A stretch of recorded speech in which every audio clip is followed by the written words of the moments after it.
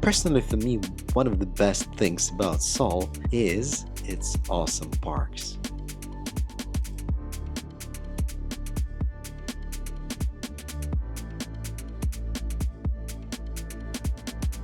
I think some countries just don't fully grasp the importance of having quick access to beautiful locations that provides its denizens with a quality recreational experience. The basic necessity of strolling down a nice park for the mental and emotional health of every person cannot be overstated. Koreans definitely get it. Parks are everywhere in Seoul, and you cannot go wrong with any of them. But here's a couple I would like to highlight.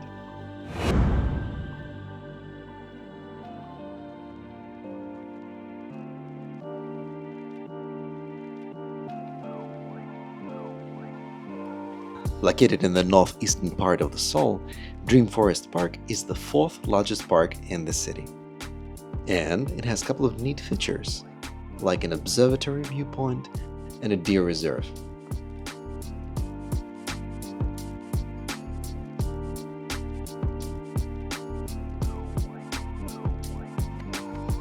I find this park to be quite peaceful, relaxed, and usually not very crowded.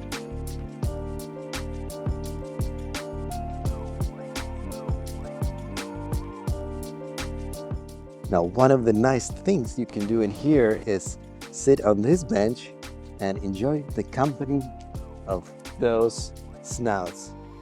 Hey girl, how's it going? You want to tell me something? You want to cuddle? Number 8. I don't think she's interested. Oh, yeah.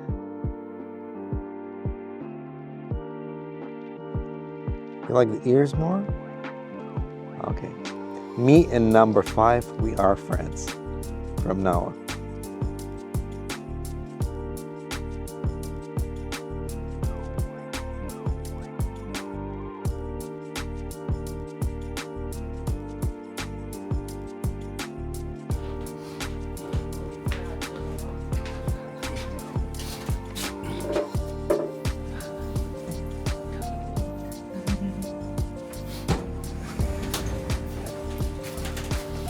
We have finally arrived, and here is the place I've been looking for.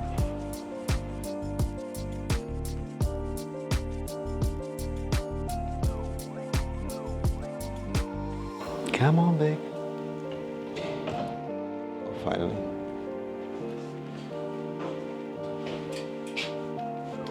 So here's the control panel. The logical thing would be to dial number 2.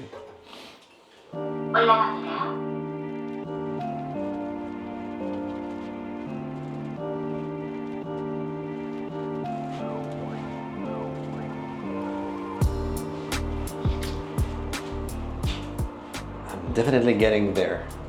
5 minutes later. Here I am, finally, at the observatory deck. The view is really stunning.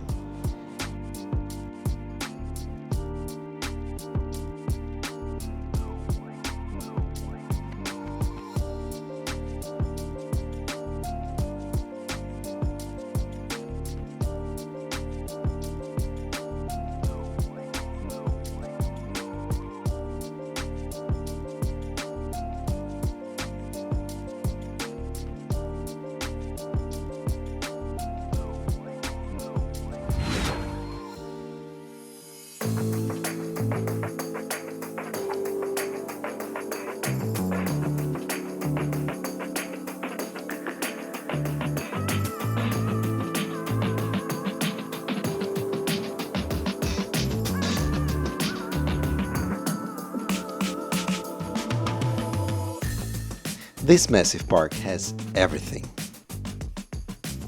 From a nearby street bursting with life of cozy caves, restaurants and little boutique shops, to vast alleys, huge open fields, various child playgrounds, insect garden, butterfly garden, honeybee garden, romantic garden, winter forest bench garden, and even disabled playground.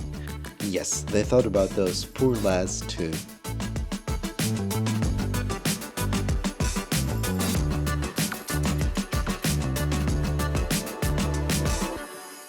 And frankly speaking, I'm just scratching the surface. All you need to know is that the number of facilities in this park is truly mind blowing.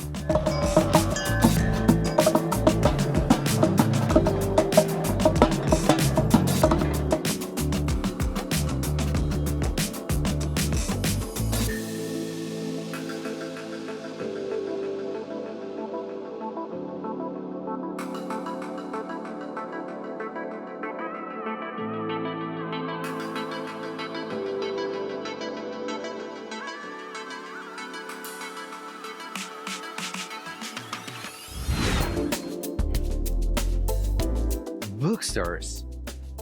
I understand it might sound a little weird. Why would I choose such a location for a travel video? But trust me, when it comes to bookstores slash public libraries, Seoul has a couple of aces up its sleeve. And the first ace would definitely be a Starfield library. The biggest, the fanciest, and the most famous one.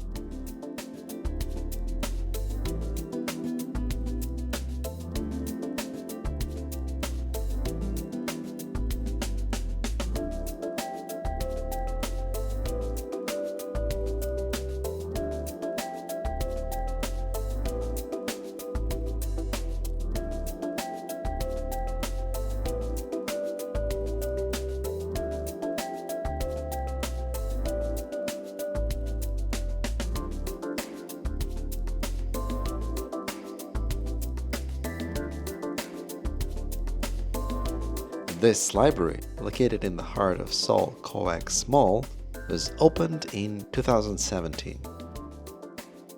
It holds an impressive collection of 50k books, and its towering shelves reach about 13 meters high, give it a take. Although there is one important catch.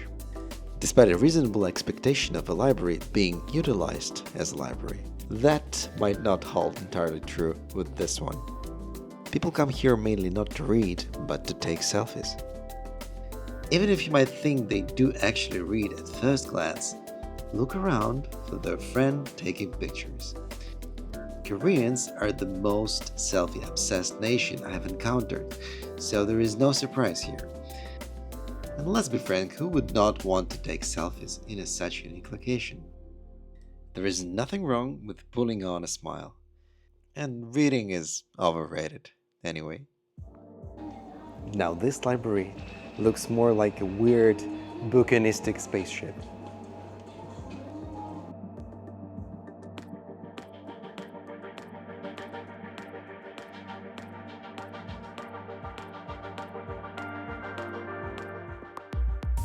It is much smaller than the Starfield library, but it gives it its own intimate charm.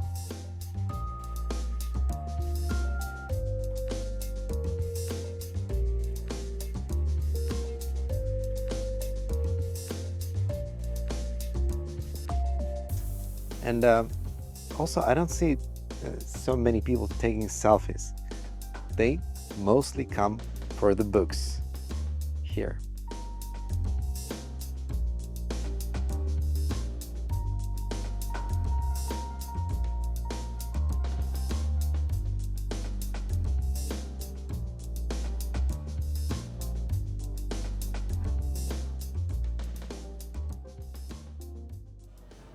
Okay, here's another really beautiful, expansive, and vast bookstore.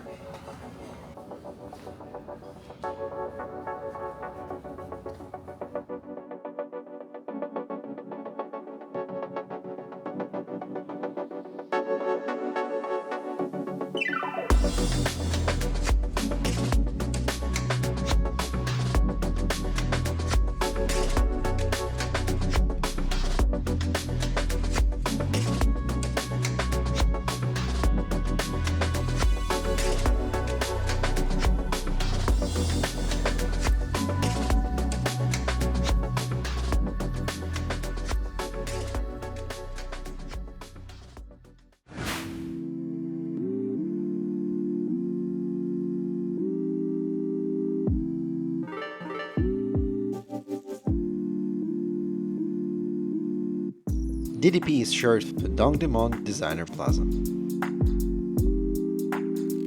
it looks like an alien spaceship which landed in the midst of Seoul.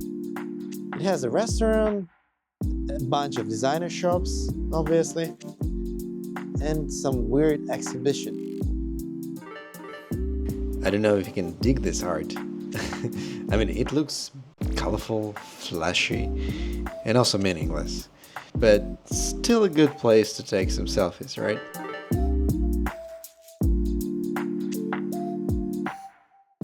Currently strolling down the upper deck of DDP, which has this green field, and it looks surprisingly desolated, which I kind of like.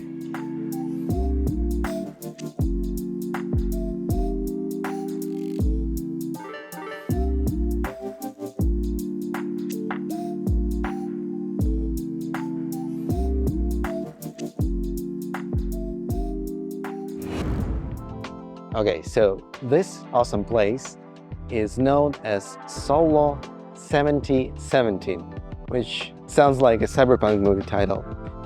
Also known as a sky garden.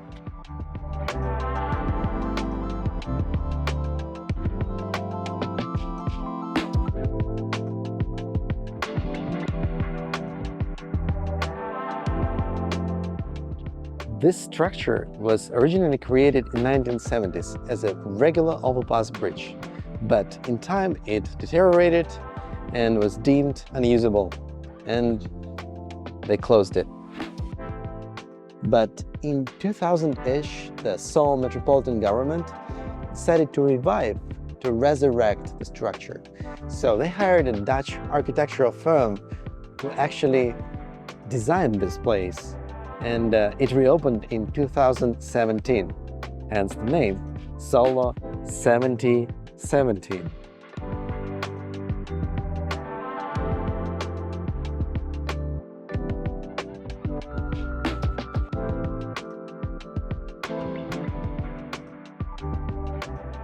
They even managed to get a freaking pond down here with actual fish.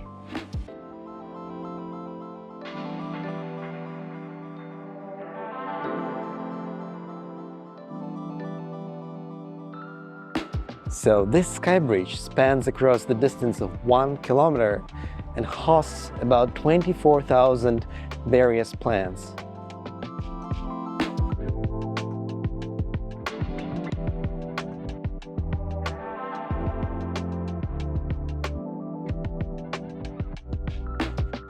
And look what we've got here. This is another piano. Already the second one I encountered going through this crossing. Let's check it out.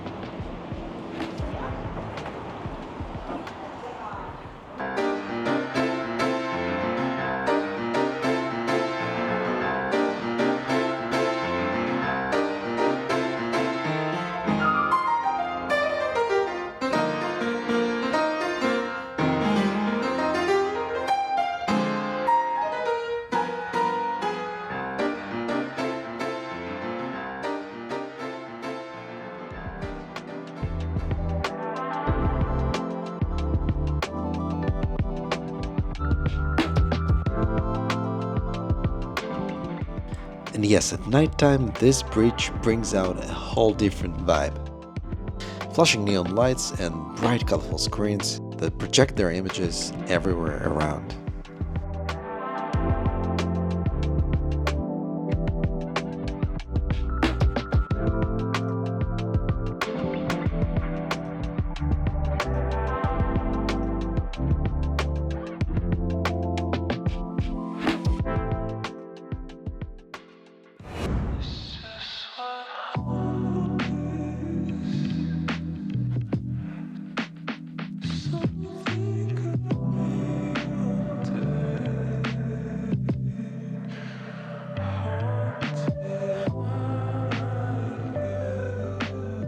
Let's talk about Korean architecture and street art.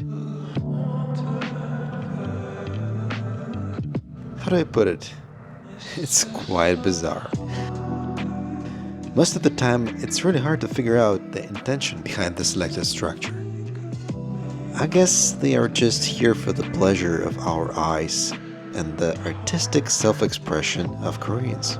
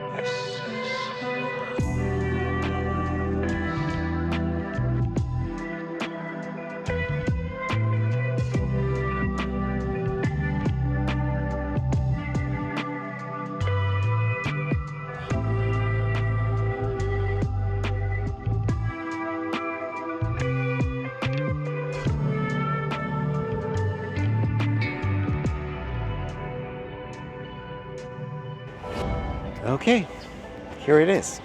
I think that's enough awesome locations for one video. I'm gonna go somewhere else. I'm gonna move on and explore the infinite horizons of our planet. And if you want to join me in my visceral journey, you are welcome aboard. And don't forget your YouTube routine, smashing those subscribe and like button. And if you have something to tell me, don't be shy, leave your comments down below. Be creative. And see ya in the next one.